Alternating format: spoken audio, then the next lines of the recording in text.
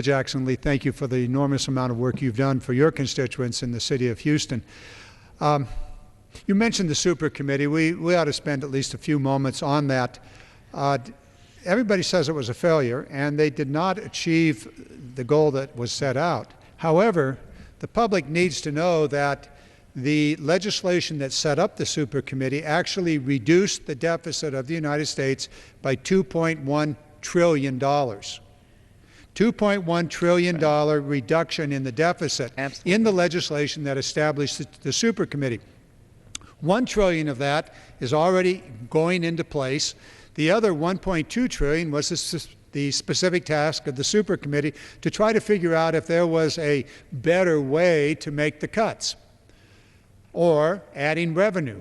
They're unable to put the revenue together, but the cuts remain, and those are going to go forward. And you're quite correct, Ms. Lee, that it will, Jackson Lee, excuse me, we do have the next 13 months to figure out, almost 14 months, to figure out a better way. Maybe it's revenue, less cuts, maybe it's a little different cuts that are currently across the board in the Defense Department as well as in the discretionary funding. But we have a chance to do that. We have time to do that. So it's not all lost. The deficit has been reduced. Now we need to do it in a smarter way, one that actually promotes American jobs, puts people to work, and creates more jobs in manufacturing in America. Mr. Tonko, you come from a state that really started the great American Industrial Revolution and an area in which it actually began, the Hudson River Valley.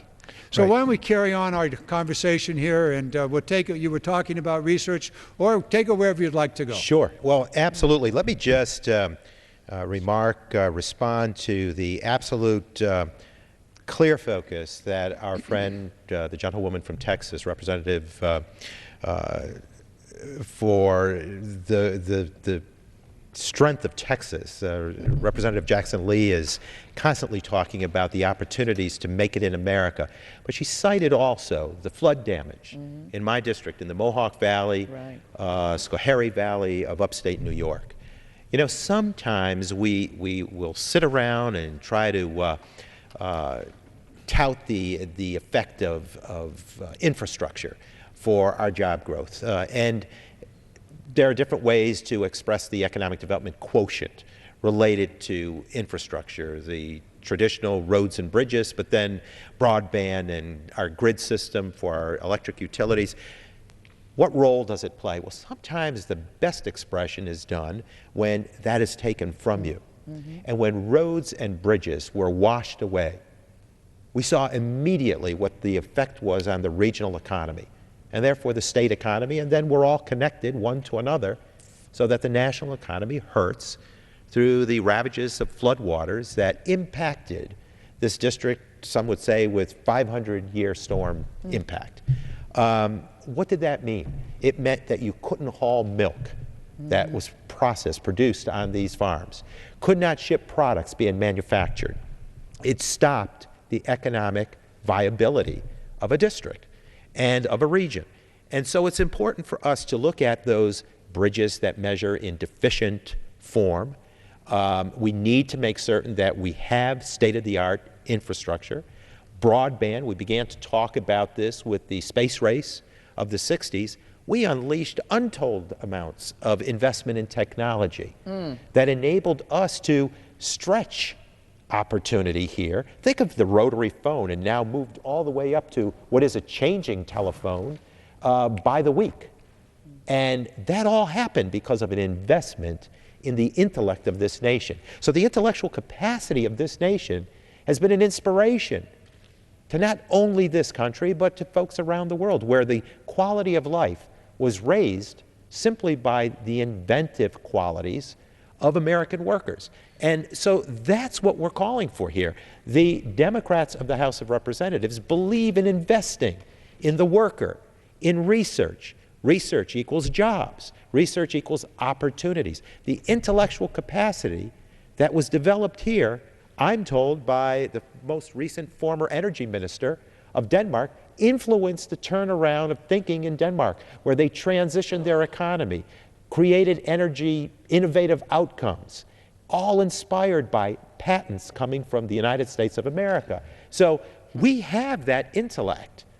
We talk about manufacturing as a base. We saw the exodus of manufacturing jobs to the millions, We're still perched highest on the list for manufacturing jobs. But if we allowed that trend where we were disinterested, paid no attention to manufacturing and agriculture, if we allowed that to continue, we will sink as an economy. What we need to do is now bring the focus back to manufacturing, to agriculture. The focus was totally on the service economy, and there more narrowly to the financial services. We know what happened. Exactly. Would the gentleman pause just for a moment, and I will.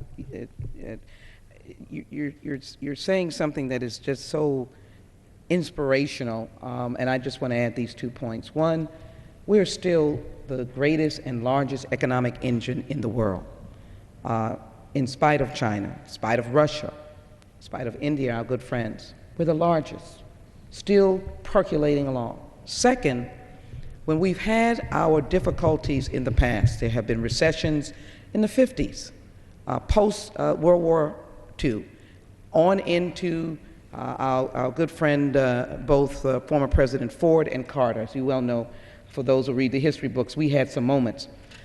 But the reason why we are in troubling waters that people can't seem to comprehend, they just need to read, we never had a euro. We never had Europe in the state that it is presently in.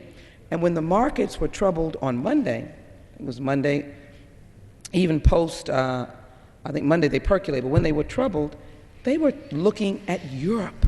And so if we get obsessed with, other than what you're saying, about how we can get back in the game at the peak that we want to be, we don't take in the great picture.